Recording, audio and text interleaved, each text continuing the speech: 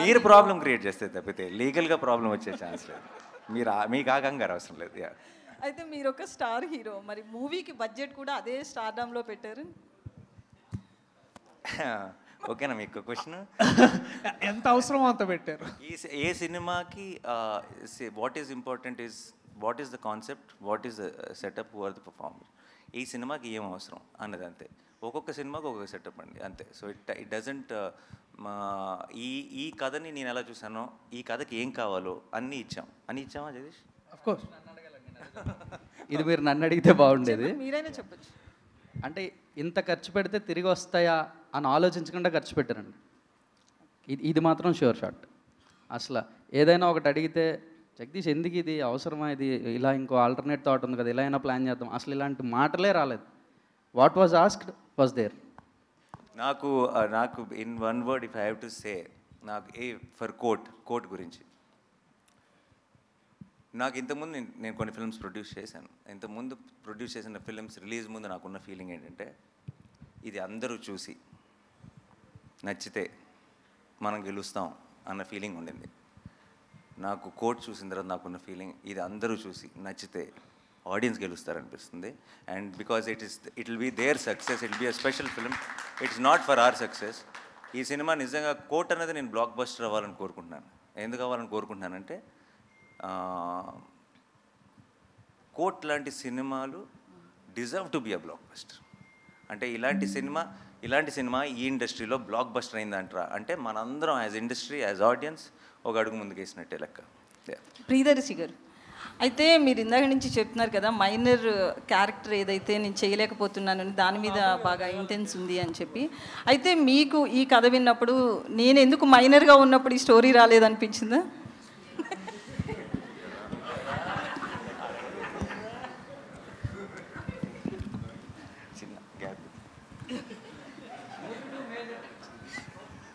సినిమాల్లో పాజెస్ అంటారు, స్పేసెస్ అంటారు వీటిని. ఇది కొంచెం బ్యాక్గ్రౌండ్ స్కోర్ కోసం అనమాట. సో మీరు కూడా ఏమైనా వేయండి. అంటే ఐ థింక్ నాకే ఓకే నాకు నేను నేనేదో ఏదో అంటే ఫియర్ ఆఫ్ మిస్సింగ్ అవుట్ అనే అట్లాంటిది ఏం లేదండి. నాకు ఇందాక నాని అన్న చెప్పినట్టు నాకు కూడా కోర్ట్ రూమ్ డ్రామాస్ అంటే చాలా చాలా ఇష్టం. అంతేకాకుండా నాకు లా అనే ప్రొఫెషన్ మీద కూడా ఒక ప్రత్యేకమైన అభిమానం.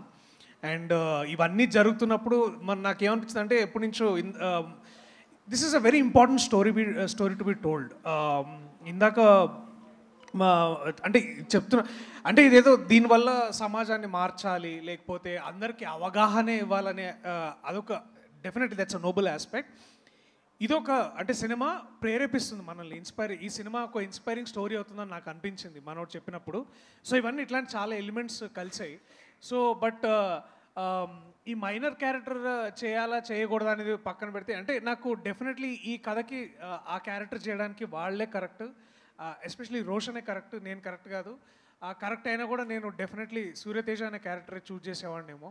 బట్ ఆ వయసులో ఉన్నప్పుడు నేను ఇంకా కాలేజ్లో ఉన్నాను. సో అది ఎప్పుడో క్రీస్తుపురం అది. నువ్వు నేను నానిగారు hi.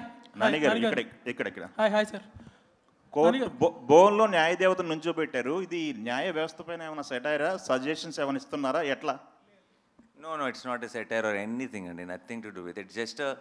It's just now justice is under trial అన్న ఒక స్టేట్మెంట్కి ఒక విజువల్ రిప్రజెంటేషన్ అంతే.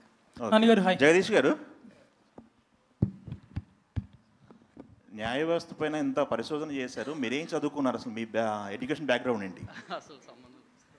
Hello, chemical engineering. ఓ,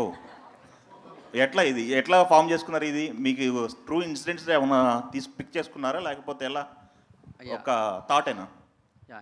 ఇన్స్పిరేషన్ అయితే ఉందండి, ఇన్స్పైర్ అయ్యాను. ఒక ఇన్సిడెంట్ అని కాదు, నంబర్ ఆఫ్ కేసెస్ అని చెప్పాలి actually. Okay. Through out all over Andhra తెలంగాణలోనే థౌజండ్స్ ఆఫ్ కేసెస్ ఉన్నాయి ఇట్లాంటి ఈ కైండ్ ఆఫ్ రిలేటబుల్ ఫ్యాక్టర్స్ ఉన్నవి. ఓకే. ఆ కేసెస్ అన్నిటికి కలెక్టివ్ రీసెర్చ్ అంతా కలిపి ఒక కథగా చేస్తే ఇది. ఓకే. నాని గారు, ఈ కోర్టులో మీకు ఏ సెక్షన్ ఎక్కువ మీకు అట్రాక్ట్ చేసింది, మీరు పిక్ చేసుకోవడానికి కారణం ఏంటిది?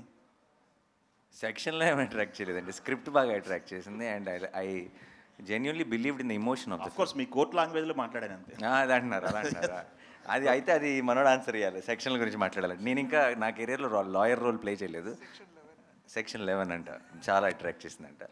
ఓకే, అండ్ సో మీకు ఒక డిఫరెంట్ సినిమానో, ఒక కొత్త సినిమానో, ఒక మంచి సినిమానో అంటారు అలా, ఒక సపరేట్గా ఉండదండి. సినిమా చూసినంతసేపు చాలా మెయిన్ స్ట్రీమ్ సినిమా అనిపిస్తుంది. మీకు అన్ని జనరల్గా ఒక కమర్షియల్ సినిమాలో మీరు ఫీల్ అయ్యే ఎమోషన్స్ అన్నీ సినిమాలో టాప్ టు బాటమ్ ఫాలో అవుతారు. అంటే ఒక ట్రాఫిక్ రూల్సే ఫాలో అవ్వరు చెప్పాలంటే. రూల్స్ ఏది ఫాలో అయ్యే పరిస్థితి లేదు యూత్. అలాంటిది చట్టం మీద అవగాహన ఉండాలంటే సంథింగ్ షుగర్ కోటెడ్గానే మీరు సినిమా తీసి ఉండాలి. సో అలాగే ఉంటుందా ఎట్లా?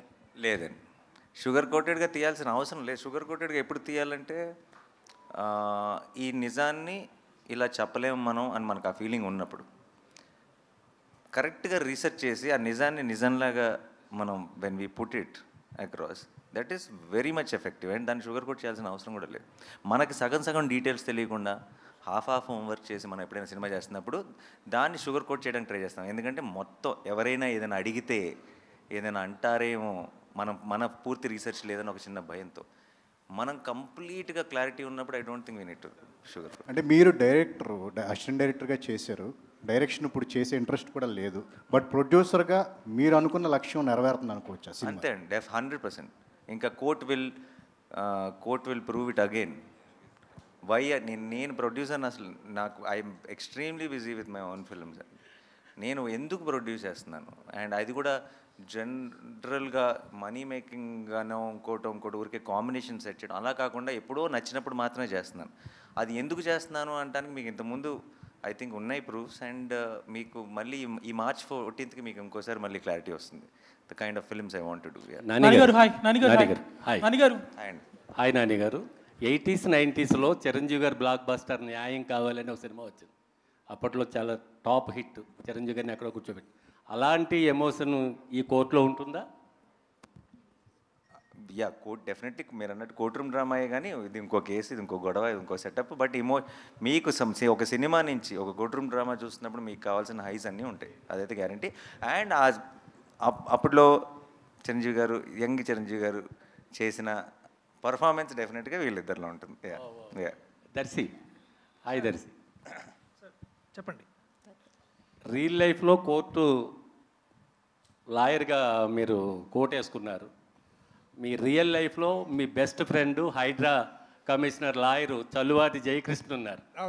ఆయన దగ్గర నుంచి ఏమైనా అవుట్పుట్స్ కానీ ఇన్పుట్స్ కానీ తీసుకున్నారా? డెఫినెట్లీ జయకృష్ణ నాకు చాలా హెల్ప్ చేశారు. ఆయన he is the current advocate for HYDRAA council. నేను మనోడు స్క్రిప్ట్ తీసుకొని నాకు హెల్ప్ కావాలంటే definitely was always been there. నన్ను తెలంగాణ హైకోర్టు తీసుకెళ్ళాడు. అలాగే ఇంకొక అడ్వకేట్ రవీందర్ అన్న అని వారిని కల్పించి చాలా విషయాలు చెప్పారు. తర్వాత అడ్వకేట్ జనరల్ సుధాకర్ రెడ్డి గారిని కల్పించారు. అలాగే ఒక 2 days నన్ను పాక్సో ఎస్పెషల్లీ పాక్సో కోర్టు ఎలా ఉంటుంది, దాన్ని ఎలా డీల్ చేస్తారు, దాని అన్నిటికీ జయకృష్ణ నాకు చాలా హెల్ప్ చేశాడు. సో డెఫినెట్లీ కోర్స్ బై డిఫాల్ట్గా వారిని తర్వాత తెలంగాణ హైకోర్టుని మొత్తం అందరినీ we all thanked through our film.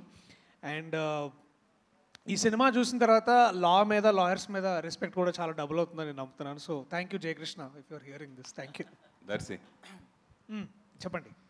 కోర్టులో వాదించడం తెలుసు, కోర్టు తీసి కొట్టడం కూడా తెలుసు, అట్లా క్యారెక్టర్స్ హీరో ఉంటాయి కదా. ఈ సినిమాలో మీరు ఓన్లీ లాయర్గానే ఉంటుందా, ఇంకే రకంగా ఉంటుంది? ఓన్లీ లాయర్గానే ఉంటుందండి. బుద్ధి బలంతోనే కొడతానండి.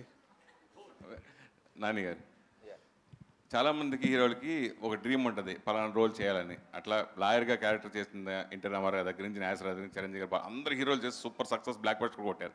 ఈ సినిమా చూసిన తర్వాత అయ్యా నేను కూడా ఒక లాయర్గా ఎప్పుడైనా చేయాలి అని అనిపించింది? నాకు ఆబ్వియస్లీ ఉందండి. డెఫినెట్గా మన ఫేవరెట్ యాక్టర్స్ నుంచి చిన్నప్పటి నుంచి చూస్తున్నాను. నా జగదీష్ వచ్చి కథ చెప్పి నేను హీరో అని అంటే చేసేవాడినేమో, బట్ వచ్చి కథ చెప్పడమే దర్శి హీరో అని చెప్పాడు. సార్ యాక్చువల్లీ అది కూడా ఉండింది అన్న. మీరు ఒకవేళ ఈ క్యారెక్టర్ చేస్తా అంటే నేను రోషన్ క్యారెక్టర్ చేద్దాం. మరి నాతో అది డిస్కస్ చేయలేదు. మీరు చేస్తుంటే చేసేవాడిని, నేను అంత నచ్చింది నాకు కదా. కొన్ని టైటిల్స్ కాంప్లికేషన్స్గా ఉంటాయి. ఆ టైటిలే సినిమానికి తప్పిస్తుంది ఆడియన్స్ని బాగా. కోర్టు అనే టైటిల్ పెడదాం అనుకున్నప్పుడు మీరు ఫస్ట్ ఏం ఫీల్ అయ్యారు? అంటే ఇది కొంచెం మళ్ళీ కోర్టులో వాళ్ళన్నా అభ్యంతరం పెట్ట, అసలు ఇది వెళ్ళాల్సింది మళ్ళీ తర్వాత కోర్టుకే కదా. నాకు ఈ రోజు దాకా ఉన్న ఎక్స్పీరియన్స్ ఏంటంటే అండి, 16 years as an actor, first నాకు ఇంకా గుర్తుంది అలా మొదలైంది అని మేము టైటిల్ పెట్టినప్పుడు చాలా చెత్త టైటిల్, ఇదేం టైటిల్, అది ఇది అని అందరూ అన్నారు చివరి దాకా. నేను ఒక్కడనే బాగుంది లవ్ స్టోరీకి అని అనేవాడిని, నందిని కూడా అనేది.